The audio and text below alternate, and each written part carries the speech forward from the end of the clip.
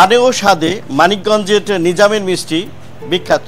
ভোর থেকেই শুরু হয় এইটি নিজামের মিষ্টি বানানোর ব্যস্ততা। প্রতিদিন সকালে মানিকগঞ্জের ঘিওর উপজেলার তেরোশ্রী বাজারের চারদিক থেকে দুধ নিয়ে আসে খামারিরা। দুধটাও খাঁটি, আমাকে দুধের মধ্যে কোনো ভেজাল নাই, এজন্য আমরা এই জায়গায় দিই। 150 খামারি আলার আমরা এই দুধটা দেই, অরিজিনাল ভালো দুধ। সেই দুধ দিয়েই তৈরি করা হয় নিজামের মিষ্টি।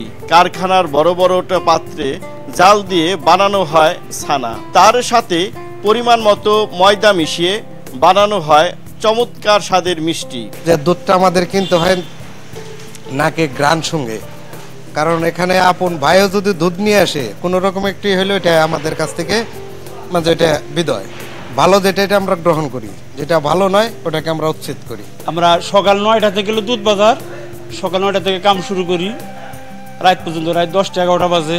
একেবারে খাঁটি দুধের খাঁটি মানের মাল দেওয়ার চেষ্টা করি।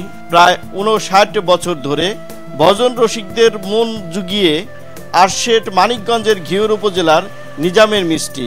আমার আব্বা শুরু করছে হলো এই প্রথমে শুরু করছে আপনার ওই চায়ের দোকান থেকে, তারপরে হলো টুকিটাকে মিষ্টি বানানো শুরু করলো। এখানে যখন কলেজ হলো, বাবার হলো 55 বছর তার পরিশ্রম। আজকে দোকানের বয়স 80 বছর, আমার আব্বার বয়স প্রায় 100-র কাছে।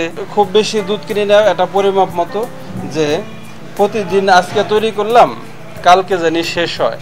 এভাবে খুব অল্প এই গ্রামের বাসা বাসা দুধ কিনা তারপরে এই মিষ্টিটা আমরা তৈরি করি।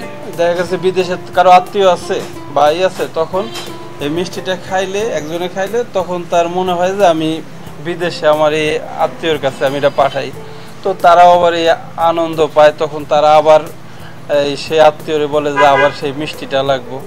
নিজামের কারখানায় তৈরি করা হয় গোল মাওয়া মিষ্টি, মিনিকেট মাওয়া মিষ্টি, মালাই চপ, কালাজাম, টফি সন্দেশ ও প্যারা সন্দেশ বেশ চাহিদা রয়েছে।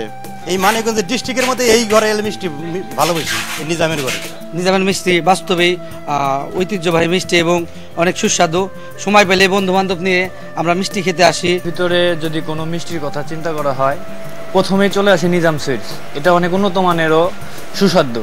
যাই অনেক মিষ্টি খাই, কিন্তু মানিকগঞ্জের মতো আইসা এত সুন্দর মিষ্টি আগে কখনো খাই নাই। দূর দূরান্ত থেকে এই মিষ্টি খেতে আসছে ভোজন রসিকরা, যারা এখান থেকে মিষ্টি শুধু খাচ্ছেন না, আবার কিনে নিয়ে যাচ্ছে। দেশের গণ্ডি পেরিয়ে এখন যাচ্ছে বিদেশে।